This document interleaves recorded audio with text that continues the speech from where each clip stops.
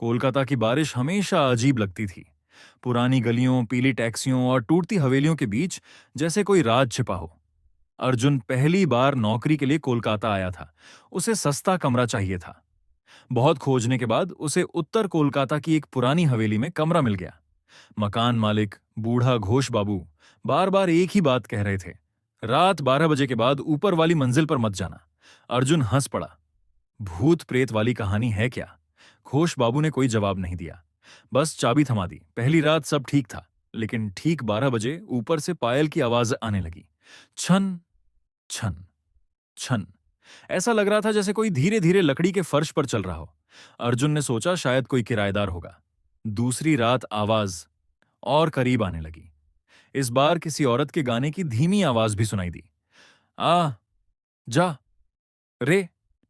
अर्जुन का शरीर ठंडा पड़ गया। उसने दरवाजा खोला। बाहर लंबा अंधेरा गलियारा था। दीवारों पर लगी पुरानी तस्वीरें टेढ़ी लटक रही थीं। तभी ऊपर वाली सीढ़ियों से लाल साड़ी पहने एक औरत नीचे उतरती दिखाई दी। उसका चेहरा बालों से ढका था, उसके पैर उल्टे थे। अर्जुन डर के मारे कमरे में भागा और दरवाजा बंद कर लिया। पूरी रात दरवाजे पर खट खट खट की आवाज आती रही। सुबह उसने घोष बाबू को सब बताया। बूढ़े का चेहरा पीला पड़ गया। उन्होंने कांपती आवाज में कहा, वो माधवी है। 20 साल पहले इसी हवेली में रहती थी। शादी से एक रात पहले उसने ऊपर वाले कमरे में फांसी लगा ली थी। कहते हैं उसका दूल्हा उसे छोड़कर भाग गया था। अर्जुन ने तुरंत कमरा छोड़ने का फैसला किया, लेकिन उस रात तेज बारिश शुरू हो गई। सड़कें पानी में डूब गईं। वह कहीं जा नहीं सका। रात के 12 बजे बिजली चली गई। पूरा घर अंधेरे में डूब गया। तभी ऊपर से वहीं पायल की आवाज आने लगी।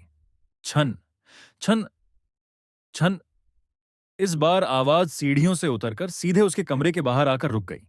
खट खट खट। अर्जुन ने डरते हुए पूछा, कह कौन? बाहर से धीमी आवाज आई, दरवाजा खोलो। उसकी सांसें तेज हो गईं। अचानक कमरे की खिड़की अपने आप खुल गई। ठंडी हवा के साथ सड़ी हुई गंध अंदर भर गई। और फिर उसने देखा, वही लाल साड़ी वाली औरत खिड़की के बाहर दीवार पर उल्टी खड़ी थी। उसके बाल हवा में उड़ रहे थे। चेहरा धीरे धीरे ऊपर उठा। उसकी आंखें पूरी काली थीं और होठों पर खून लगा था। वह मुस्कुराई। तुम भी मुझे छोड़कर जाओगे? अर्जुन चीख पड़ा। अगले दिन पड़ोसियों ने उसका कमरा खुला पाया। कमरा खाली था, बस दीवार पर खून से एक लाइन लिखी थी, माधवी अब अकेली नहीं है।